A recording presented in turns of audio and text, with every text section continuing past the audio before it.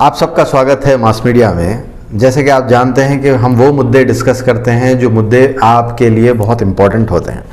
आज एक मीटिंग ली गई जिसका मकसद ये था कि हमारा जो नुमाइंदे मुंतखब हैं वो बिल्कुल ही नाकारा हैं, इन्हें चेंज कर दिया जाए।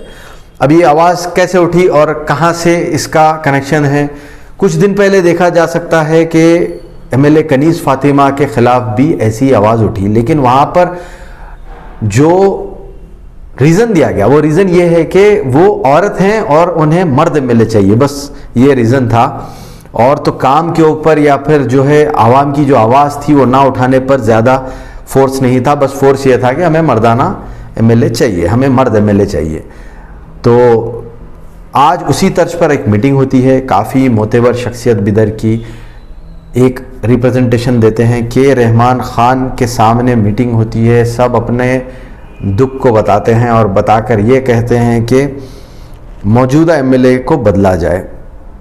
मुस्लिम कांग्रेस एमएलए जो दिए गए हैं वो काम नहीं कर पाए एनआरसी में, और ख़ास कर जो जिक्र होता है वो लॉकडाउन को लेकर होता है। कहा यह जाता है कि लॉकडाउन में जितनी तकलीफ़ात हुए हमारे, अगर नुमाइंदा मुंतखब जो है वो ही नज़ारत रहे तो फिर क्या किया जाए। कई सारे चीज़ों पर बात हुई, कई सारे इशुओं पे बात हुई। ओल्ड सिटी बंद थी, लोग परेशान थे, हमारे एमएलए साहब गायब थे। कई लोगों ने कहा कि नायल शख्स को हम पर मुसल्लत कर दिया गया है। कई शख्स ने कहा कि 15 दिन के मुसलमान जो सफ़ेद पोश हैं वो साथ मर उनके फिरते हैं और ये डराते हैं कि देखो इनको नहीं डालोगे तो बीजेपी आ जाएगी। ऐसे डर से एक ऐसे शख्स को तैयार किया जा रहा है जो शख्स हमारी ज़बान ही नहीं बन पा रहे। ऐसे सब आरोप उन पर लगे। अब हम देखते हैं स्टेप बाय स्टेप के उनके आरोपों में कितनी सच्चाई है। पहले हम देखते हैं कि शरीयत में मदाखलत हुई थी, उस पर क्या एमएलए साहब ने आवाज़ उठाई। तो एक वीडियो हमें पुराना मिला जनाब मरहूम सैयद जुल्फ़िकार हाशमी साहब का, जो मस्जिद में ठहर कर उस पर बयान दे रहे हैं। हमने कोशिश की कि एमएलए रहीम खान साहब का वीडियो निकालें, बट निकाल नहीं पाए क्योंकि कोई वीडियो अवेलेबल है ही नहीं किसी प्लेटफॉर्म पर। सीए एनआरसी का बहुत बड़ा हुजूम, इतना बड़ा हुजूम विदाउट अ लीडर पहली बार देखा गया। एक बुरखा पहनने वाली खातून जो एमएलए थी उन्होंने लीड किया, लेकिन बिदर में कोई लीडर नहीं था। लीडर आते हैं अंबेडकर सर्कल पर डायरेक्ट, और वहाँ सर स्टेज पर चढ़े आते हैं और वहाँ से बयान करके चले आते हैं। बयान भी ये होता है कि हम इसके खिलाफ हैं और जो है वहाँ से चले आते हैं। लेकिन जो गावन चौक से हुजूम निकला था, जो अंबेडकर सर्कल तक पहुँचा, उसे कोई लीडर लीड नहीं कर रहा था, सोशल एक्टिविस्ट ही आगे थे। बहुत ही गौर तलब बात। गावन मदरसे में, गावन जो हमारा महमूद गावन मदरसा है, कुछ वहाँ पर फ्रिक्शन होने की इम्कानात थे। कई सारे नौजवान जमा हो गए उन्हें कंट्रोल करने के लिए, उन्हें बताने के लिए कि लॉ एंड ऑर्डर को मत बिगाड़िए, लॉ एंड ऑर्डर अपना काम करेगा। एमएलए साहब नहीं थे, नदारत थे। नुपुर शर्मा ने एक बयान दे दिया नबी करम सल्लल्लाहु अलैहि वसल्लम के ख़िलाफ़।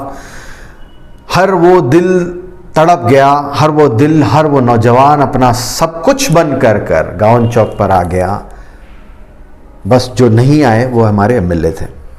लॉकडाउन का तो क़िस्सा आपको पता ही है। लॉकडाउन में आप वीडियो में देख सकते हैं तकलीफ़ात का पहाड़ टूट पड़ा। ये बड़ा आसान है आकर बोल देना कि हमने बहुत ये किया, हमने बहुत वो किया, लेकिन आवाम इस चीज़ पे देख चुकी थी। हिजाब का जब मसला आया तो कोई आवाज़ नहीं उठी। हाँ, एमएलए साहब ने ज़रूर एक वीडियो में यह कहा कि हम असेंबली हिला देंगे। पता नहीं असेंबली हिली या नहीं, उसका कोई वीडियो आया नहीं। मुखालिफत डेमोक्रेसी का एक बहुत ही खूबसूरत पहलू होता है। और फोर्थ पिलर जिसे मीडिया कहा जाता है वो मुखालिफत के लिए ही बना है, वो वाहवाही के लिए नहीं बना है। वाहवाही के लिए आप आतराफ अपने चंद सैलरीड पर्सन रख सकते हैं जो आपके शेयर पर वाह, आपकी हर बात पर वाह, आपकी हर काम पर वाह कर सकते हैं। लेकिन हमारा काम है जो इल्ज़ाम लगे हैं क्या वो सच थे, इसे आप तक पहुंचाना। जी हाँ, जहाँ तक हमने एनालाइज किया है, बिल्कुल कहीं पर भी रहीम खान साहब पब्लिक में आपको कोई भी वीडियो ऐसा नहीं मिलेगा जहाँ पर वो उन्हें कंट्रोल कर रहे हैं, उन्हें बता रहे हैं कि मैं आपकी आवाज़ हूँ, मैं असेंबली में जाकर बोलूँगा, आप असेंबली में मेरा वीडियो देख सकते हैं और आकर ये बताए कि मैंने ये सवाल उठाए।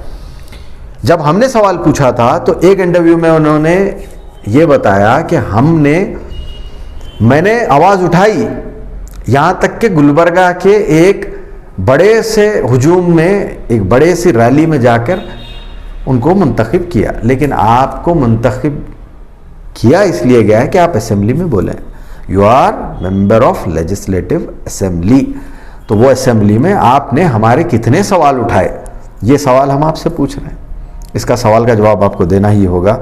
और जिस तरह से वीडियो आप स्क्रॉल करते हुए देख रहे हैं, ये वीडियोस पर ज़रूर आप तवज्जो दें, क्योंकि ये 4-5 साल में आपके काम का आईना है। इससे आप भाग भी नहीं सकते, इसे आप झुटला भी नहीं सकते। आप पे जो आरोप हैं अगर गलत हैं तो ज़रूर हम उसे भी दिखाना चाहेंगे, लेकिन हमें वो कोई डॉक्यूमेंट मिले तो। आप पर यह भी आरोप लगा कि आपने 100 बेडेड ओल्ड सिटी के हॉस्पिटल का क्रेडिट अपने नाम ले लिया, जबकि उसमें आपका ना कोई लेटर है, ना कोई आपकी सिफारिश है, आपने कुछ नहीं किया। ऐसे सूर्यकांत नागरपल्ली बीजेपी के एक लीडर ने आप पे आरोप लगाया। उसका आरोप का आप जवाब देने के लिए आपके पास ज़रूर कोई डॉक्यूमेंट होगा, हम वो डॉक्यूमेंट ज़रूर दिखाना चाहेंगे।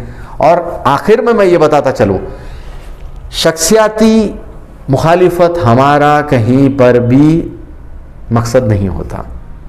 4-5 लोग हैं जो उनसे अंधी मोहब्बत कर सकते हैं, वो इश्क भी कर सकते हैं उनसे, वो उनसे बहुत दिल लगा कर जो है उनके ख़यालात भी रख सकते हैं हमारे पेज पर, बहुत वेलकम है। लेकिन जो मेजॉरिटी है उसकी भी बात सुनना ज़रूरी है। मेजॉरिटी अवाम तकलीफ़ में थी, आप नहीं थे, आप इस चीज़ को बताना भी हमको ज़रूरी है। तो आज का जो टॉपिक रहा बड़ा दुखदायक रहा कि हमारे मुंतखब एमएलए बहुत जगह, और के रहमान साहब ने खुद कहा है कि मुस्लिम एमएलए जब आप रिप्रेजेंटेटिव, मुस्लिम एमएलए के नाम पे टिकट मिलता है, सिर्फ मुस्लिम क्राइटेरिया से जब आपको टिकट मिलता है तो मुस्लिम का रिप्रेजेंटेशन करने में शर्माना नहीं चाहिए। ये लफ्ज़ थे के रहमान खान साहब के आज की मीटिंग में। तो काम हुआ है नहीं हुआ है ये आप पर हम छोड़ते हैं, क्योंकि आप फैसला करने वाले हैं। और ऐसे ही मुखरता भरे रिपोर्ट्स के लिए देखते रहिए मास मीडिया।